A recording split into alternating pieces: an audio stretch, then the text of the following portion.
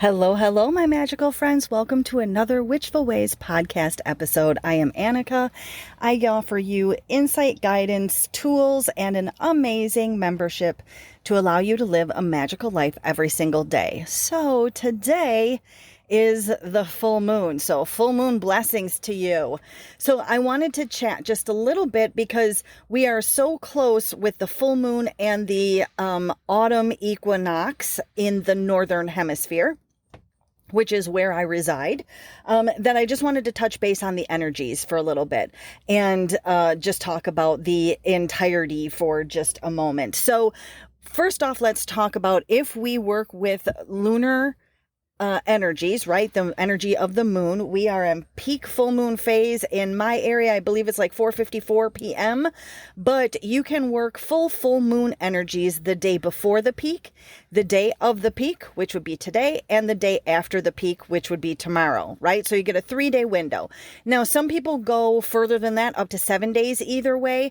In my experience, my practice throughout my lifetime, I have come to find that I personally feel the energies work the best when it comes for working spell work and things like that. The day before, the day of, and the day after. Personal experience. Again, I always say, you do you, witchy poo. So make sure that you are journaling with the energies, with the different phases of the moon, with the different cycles of the year, so that you can go back and look and see how you relate to things, because this is how we make you the most powerful witch that you can be, right? And that's by leading you to discover what it is that you connect with, how you connect with it, and how it works for you, so that you can employ that tool, time, crystal, whatever it is, ingredient, into your magical workings, so that you can discover new and synergistic energies. That's what it's all about. That's what magic is, right? What is magic? Magic is intention plus action.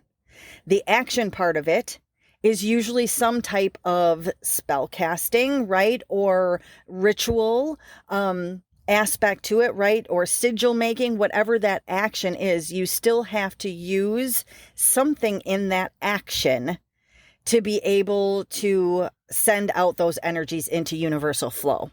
Right? And when you know what works best for you, it's like running to the cupboard and always knowing the ingredients to your most favorite recipe. You don't have to dilly-dally around. It doesn't take you, forever to figure out. You don't have to go shopping for all the ingredients. You know what you know how to use, and you have mastered how to use those things.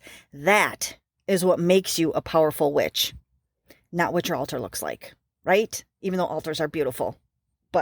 And you don't even have to have one of those if you don't want to, but we won't go into all that. So full moon energies.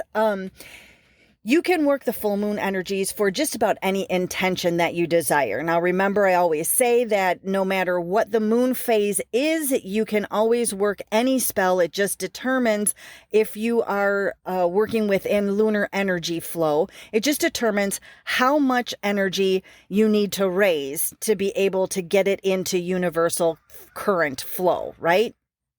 Kind of like are you swimming with the flow, or are you trying to swim against the current, with the current or against the current? You're still going to get to wherever you're swimming to either way. You just have to expend more energy on swimming against the current than you do with it, right? So you just have to know how you fall in there. So my invitation to everyone, because we are in full moon and we are so close to the equinox, that this is a huge time for energy of transition and change and transformation. So because we're changing cycles, we're changing seasons, right? So you've got all that kind of transformative energy, which means that also plays a role on you in general. You may find that you are thinking about things that you haven't really thought about before.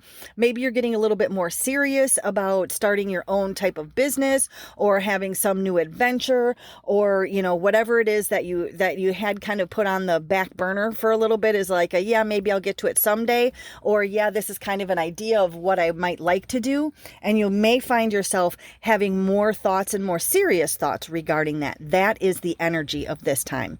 Things can become very confusing during this time energy phase as well, right? Because there's a whole lot of things we've been doing one particular way, and now universe is trying to get messages to you saying, hey, you know what? Things might work a little bit better this way. Break out of the old stuff and into the new stuff that's actually going to propel you forward in where you want to be and where you want to go. Okay, so keeping all that in mind, that is the energy that we've got going on this time of the year, and especially again with a full moon so close to the equinox. So there's a lot of stuff going on. So if you feel like your head is spazzing out a little bit, just remember that you just need to take a step back, take a couple breaths, take a few minutes, 2 to 5 minutes, just to have a little bit of self-care during those times.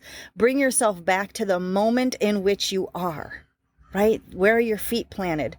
That's where you need to be thinking about in that moment, right? It grounds you back to where you're at, and it lets all that overthinking and the anxiety and the stress of what's coming up or what happened in the past, it allows you to step out of that for just a minute, gives your whole being just a little bit of a 2 to 5 minute reprieve, just to be in the moment. Okay. So when you're doing your self-care, because that's part of self-care. Self-care is so important. It is one of the number one things that I teach, when we start talking about your magical path, right? And what it is to be a witch. One of the top 3 things is self-care, because you can't do anything for anyone else if your battery is too low, right? You can't share energy with somebody else if you only have the minimal amount of energy to run your own body and mind. Okay. So self-care is huge. One of the things that I like to suggest is journaling. And I know I mentioned it earlier, and I know I did a whole podcast on it, on the top 3 things that you should be doing to live a magical life every single day. You can check out that podcast, but one of those top 3 things is journaling. And again, this journaling doesn't mean writing like a diary form. This can be drawings. This can be poems. This can be just writing out single sentences. This could be just getting whatever it is in your brain out of your astral, right? Your thoughts, and into the physical realm onto paper. That brings it into physical. And we all know that's magic right there.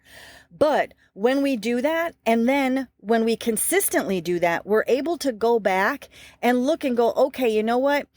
I'm feeling like a little crazy right now. What's the moon phase? Oh, it's a dark moon. Let me go back and see what the last 3 dark moons, what I wrote in my journal. And then you realize, you know what? The dark moon makes me a little bit cray-cray. Right? So you know that you can expect that. You know that your life may get a little bit chaotic. It's around that time. And then you can prepare yourself for it. You can make sure that you allow yourself a little bit more time for self-care, and not pack those, 2 or 3 days full of very important things you have to do, when you know that that's your most chaotic time when it comes to, like just energy wise and just life in general, right? So that's why I say journaling is something that you should absolutely make sure that you're doing. And that's the reason why, because it allows you to go back and find what your patterns are. And then you allow yourself to, sorry, background noise. I'm sitting here. I do my podcast waiting to pick up children from school. So there's all kinds of cars going by. Real witch life, right? So when you learn what your patterns are, then you begin to find out what you connect with and how you connect with it. Right? So if you're journaling every time that you're doing ritual, or every time that you're doing spell work, which you should be writing down your ingredients and all that kind of stuff anyways, because if it works, you want to make sure you remember what the recipe was. And if it doesn't, you want to make sure that you don't do that again, right? So even though spells always work, they just don't give us the outcome that we desired or thought we were going to get from it, right? So when you have your journal, it's a very important thing to be able to go back to and go, okay, what did I do last time this was happening? What was going on? And you can go back, and in time, you can go back, 3 months, and then you can go back 6 months and a year and 3 years. And for myself, I have personal journals that go back to 1985. So I have a few of them to look through if I ever wanted to. But as you process through your moons of your path, right? As you're practicing for longer and longer, you don't need to do those things because you learn yourself. And that's what the starting out on the path is about. Learning yourself, learning what works for you, learning how to implement it into your life, not waiting to do your witchcraft or waiting to, for the full moon so that you can quote unquote be the witch. You live as a witch daily. You live a magical life daily. And that allows everything else to ease and flow. And every day you're casting just as part of your integrated lifestyle. You don't have to take I got to set aside 30 minutes to be able to do that. I still do that. There are particular things that I'm working on, that I will definitely set aside time. But when it comes for protecting and grounding and shielding and all those things, those are automatic for me every day. Right? And we talk about that in the circle membership and in my courses and all that good stuff. So I just wanted to pop on again this week just to say we are so close. Make sure you take advantage of the amazing full moon energy so close to the equinox to really dive in and discover what it is that universe is sending you messages for.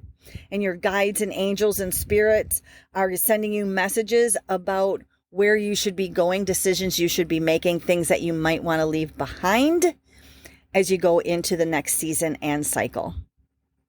Perfect. I love to get the questions and the interaction in the group. Thank you for going over there. For those of you that don't know, on Facebook, you can go to the Living a Magical Life Facebook group. And we do all kinds of fun stuff in there and gab about all kinds of stuff. We're hilarious, so you should stop over there. Have a wonderfully magical rest of your day.